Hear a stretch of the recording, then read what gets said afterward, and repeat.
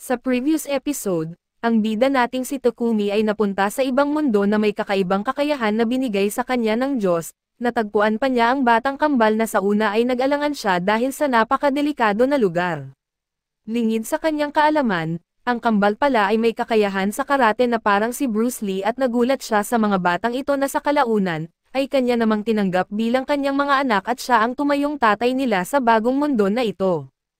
At sa pagpapatuloy, sa kampo ay may isang sundalo ang nagsimula sa pagputol ng karne sa malalaking hiwa at ang in-charge sa sabaw ay naglagay lang ng asin sa timpla. Tinanong sila ni Takumi tungkol sa kanilang kakayahan sa pagluluto dahil ginagawa nila ito ng mali. Sinabi ng kapitan na dapat tandaan ni Takumi na mga knight sila at hindi pwedeng asahan na marunong sila sa kusina, kaya tinanong ni Takumi ang isa sa mga adventurer kung kaya niyang magluto ng mas masarap. Pero tinawanan siya ng kasamahan nito at sinabing siya ang pinakamasamang magluto kaya't huwag umasa sa kanya. Dahil sa pagsisikap ni Takumi na magbigay ng magandang pagkain sa kanyang kambal ay nagsimula siyang maghanda, kumuha siya ng maraming gulay at nagbigay ng mga utos sa dalawa pa para makapagluto ng masarap na sabaw at sa huli, naging masarap ang hapunan at lahat ay nasiyahan. Kinabukasan ay hiningi nilang gawin din niya ang agahan at pumayag siya. Muling naramdaman ni Takumi ang masamang tingin sa kanya at sa mga bata habang patuloy silang naglalakbay sa kagubatan, lalo pang lumalim ang paglalakbay ng kanilang grupo kaso may napapansin silang hindi maganda dahil wala silang nakitang kahit anong halimaw buong araw na talaga namang kakaiba. Nagtanong si Takumi kung may problema at isang Ginoo na nagpakilala bilang si Kapitan Tercero Barrios ang nagpasalamat. Dahil sinagip niya ito mula sa pag-atake ng mga lobo kahapon at ikinwento nila na kakaiba ang sitwasyon dahil sa isang pangyayari, inatake sila ng maraming lobo kahapon pero ngayon ay kahit naglakbay sila ng mas malalim ay wala silang nakitang kahit ano. Ang mas nakakabahala ay ang presensya ng masamang mata na sumusunod sa kanila mula nang umalis sila, biglang naramdaman ng kambal ang isang makapangyarihang halimaw at ito ang isang malaking itim na ahas at nagsimula itong umatake sa grupo. Inatake ito ni Takumi gamit ang kanyang hangin pero hindi ito nasaktan kahit kaunti. Pinahinto ni Takumi ang kambal na magsisimula sana ng kanilang pag-atake at binalaan silang mapanganib ito kaya't mas mabuting huwag na lang lumapit. Inatake sila ng ahas at muling pinaulanan ni Takumi ng hangin pero naiwasan ito ng ahas ng madali. Gumamit si Barrios ng spell para pigilan ang ahas pero lahat sila napansin na mahirap talunin ang kalaban. Inutusan nilang ilabas ni Isaac ang mga sugatan mula sa labanan para magamot at hindi makagulo at agad na sinunod niya ito. Nagsimulang umatake ang mga adventurer sa ahas gamit ang kanilang mga armas, pero napakatigas ng balat nito at hindi puminsala ang kanilang mga atake. Napansin ni Takumi na immune sa pisikal at magical na mga atake ang ahas. Nakita ng ahas ang mga sugatan mula sa malayo at nagdesisyon na lapitan sila kaso napinsala ni Takumi ang isang puno gamit ang kanyang spell at nagtagumpay na harangan ang daan. Inatake ng kapitan ang ahas gamit ang kanyang espada, pero hindi nila nagawang masaktan ang halimaw at ang mga adventurer ay nagbitaw ng dalawang pinagsamang spells pero wala itong naging epekto. Umabanti ang ahas upang atakihin sila at nakita ni Takumi ang mga kambal na nakasakay sa likod nito. Sumigaw siya na bumaba at lumayo, ngunit napansin sila ng ahas at di na nagsayang ng oras si Takumi at mula sa kanyang inventaryo ay kumuha siya ng kutsilyo, tumakbo at itinarak ito sa mata ng ahas na sa wakas ay nagdulot ng malaking pinsala. Muli niyang naramdaman ang masamang tingin at sinabihan ni Takumi ang mga bata na huwag magpa-distract, pero huli na at tinamaan si Takumi ng buntot ng ahas at siya'y napalipad at hindi siya makalapit upang suriin ang mga bata dahil hindi siya pinatakas ng ahas. Kaso sa kabutihang palad ay may isang adventurer ang pumunta upang tingnan ang mga ito at nag-alok na gamutin sila.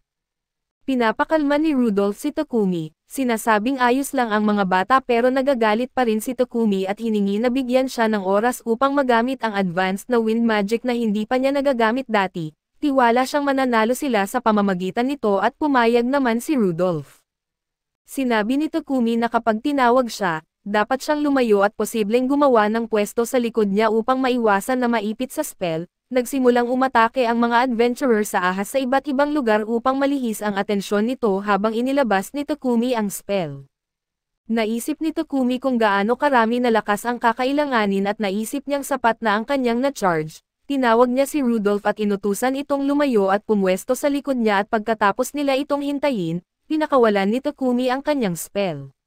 Tumalon ang ahas patungo sa kanya at tinamaan ito ng direkta at matapos ang sagupaan, bumagsak ang ahas at nagsimula ng mawasak ang katawan nito sa ilalim ng spell, nawasak ito ng tuluyan at nahati-hati sa mga piraso.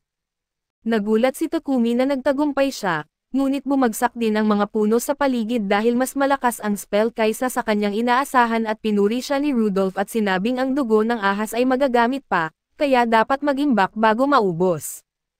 Tumakbo ang mga kambal upang yakapin si Takumi at tinanong niya kung ayos lang sila at sumagot sila ng oo, na mukhang perpekto ang kalagayan at nagpasalamat si Takumi kay Iris sa pagpapagaling sa kanila pero sinabi nito na wala siya gaanong nagawa at malalakas talaga ang mga bata, subalit nagbabala siyang maaaring magkakasakit ito kalaunan at dapat silang alagaan.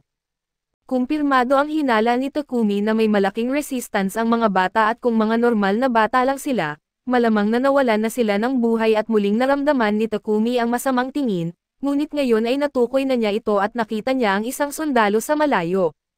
Lumapit si Takumi at kinuha ang espada nito at ang mga ibang sundalo ay pumunta upang tingnan kung ano ang nangyayari at tinanong si Takumi kung ano ang ginagawa niya. Sinabi ni Takumi na dapat nilang tanungin ang sundalo at ang kapitan ay nagtanong sa sundalong nagngangalang Sitch kung may ginawa ito, at sumagot ito ng wala.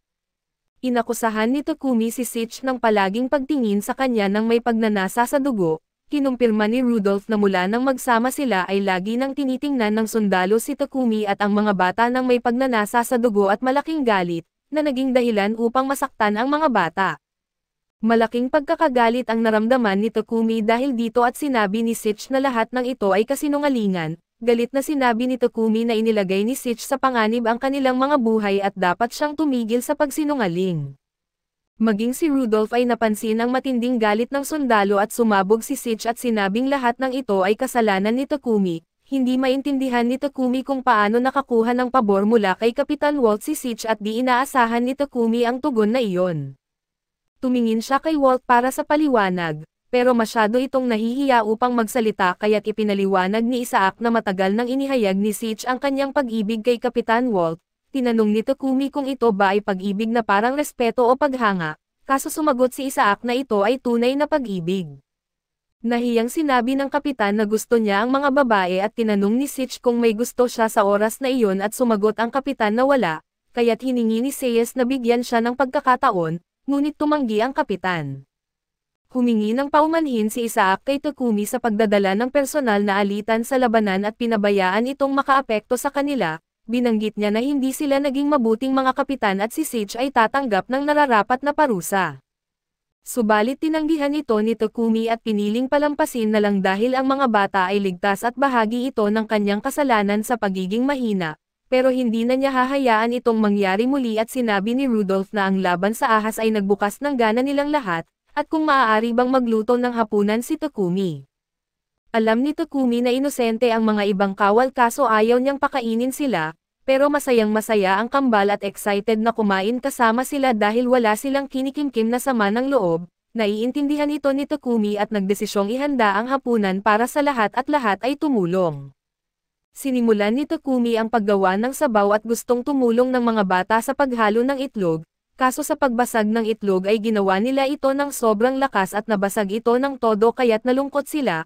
Pinalubag-loob sila ni Takumi at sinabing matututo rin sila balang araw at hindi tulad ni Iris na kahit matanda na ay hindi pa rin marunong magbati ng itlog. Sa gabi ay sinuri ni Takumi ang kanyang mga istatistika at ang paggawa ng kasunduan sa mga halimaw ay nagbigay sa kanya ng maraming antas at bagong kakayahan, kabilang ang water magic at naisip niyang idinagdag ito ni Cell sa kanya at dumating si Walt upang makipag-usap sa kanila. Inimbitahan siyang umupo ng kambal at humingi siya ng paumanhin sa mga alitang nangyari at nagpasalamat sa lahat ng tulong na ibinigay nila dahil naging malaking tulong sila. Sinabi rin niyang tapos na ang misyon dahil masyadong delikado nang magpatuloy sa dami ng mga sugatan, at pagbalik nila ay maaari nilang kunin ang kanilang gantimpala sa guild.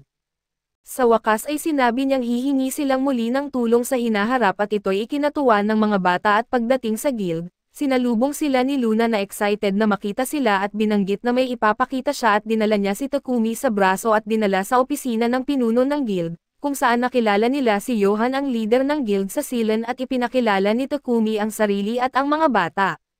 Sinabi ni Johan na nakausap niya sina Kapitan Walt at Rudolph at parehong inirekomenda na itaas ang kanyang ranggo. Naalala ni Takumi na sinabi nila iyon pagkatapos ng insidente sa laban, kaso iginiit ni Johan na ang hitsura ni Takumi ay hindi nagpapakita ng kanyang tunay na lakas, na talagang kahanga-hanga ang kanyang kakayahan, pero hindi niya maaaring baliwalain ang rekomendasyon ng dalawang pinakamahusay na tao kaya't iniangat siya hanggang rank A. Masayang-masaya si Luna at binati siya, sinabing ang mabilis na pag-angat sa ganito kaikling panahon ay isang malaking tagumpay at pinapakalma ni Johan si Luna na humingi ng paumanhin sa kanyang labis na kasiyahan. Nagpatuloy si Johan na binanggit na abisuhan siya na natalo ni Takumi ang ilang Red Wolf at isang malupit na ahas. Nagtanong si Takumi kung sapat na ba iyon para maabot ang level at humingi ng paumanhin si Johan at sinabing hindi pa siya maaaring itaas sa rank S. Binanggit ni Takumi na hindi siya nagrereklamo, kundi nagulat lang na itinaas siya ng ganito kataas at ipinaliwanag rin ni Johan na naabisuhan siyang malalakas din ang mga bata at nais niyang malaman ang opinyon ni Takumi dahil maaaring magduda ang mga tao sa dalawang bata na may mataas na ranggo. Ngunit kung mananatili silang rank E ay hindi sila makakapag-misyon ng mataas na level. Naaalala ni Takumi na ang grupo ay maaari lang tumanggap ng mga misyon batay sa average na ranggo ng buong grupo. Kung ang dalawang bata ay ranggo E, maaari lang silang tumanggap ng mga misyon ng ranggo C at D, na magiging walang silbi ang kanyang pag-angat. Kaya't iminungkahi ni Takumi na itaas sila sa ranggo D upang ang grupo ay maging ranggo C at makakatanggap ng mga misyon ng rank B. Nagustuhan ng leader ang plano at tinanggap ito at ipinadala si Luna upang asikasuhin ang mga papeles. Kinuha ng mga bata mula sa kanilang mga bag ang kanilang mga ID at ibinigay kay Luna. Habang niskan niya ito ay napansin niyang natapos nila ang buong labyrinth ng lugar sa unang pagsubok at ito'y sa loob lamang ng ilang araw at ito'y isang record. Alam ni Takumi na nagawa nila ito dahil sa instinct ng mga bata at hiniling kay Luna na itago ito bilang lihim dahil nais niyang manatili silang mababa ang profile. Iginiit ni Luna na karamihan ay gustong ipagmalaki ito at walang magtatangka na magulo sila, pero naintindihan niya at pumayag na itago ang lihim at ibinigay ni Luna ang kanilang mga gantimpala at ang na-update na mga ID at bago sila umalis, masayang hiniling ni Luna na bilhin ang mga materyales na nakolekta nila mula sa huling misyon dahil tila mahilig siya sa mga bagay na ito. Inakay ni Luna si Takumi sa isang bodega kung saan kinuha niya mula sa kanyang inventaryo ang isang malaking bahagi ng ahas at hiniling na iwanan siya ng ilang mga materyales. Pumayag siyang ibigay ang 2 katlo at nais lamang itira ang sapat para sa kanya at sa kambal. Nais din niyang ibenta ang lahat ng nakolekta ng mga bata sa kagubatan na hindi ikinatuwa ng mga ito, pero nang pasalamatan sila ni Luna ay hindi na sila nakatanggi at pagbalik sa bahay, sobrang pagod si Takumi at nakatulog agad paghiga. Kaso dito muna matatapos ang ating recap. Salamat sa inyong panonood hanggang sa muli.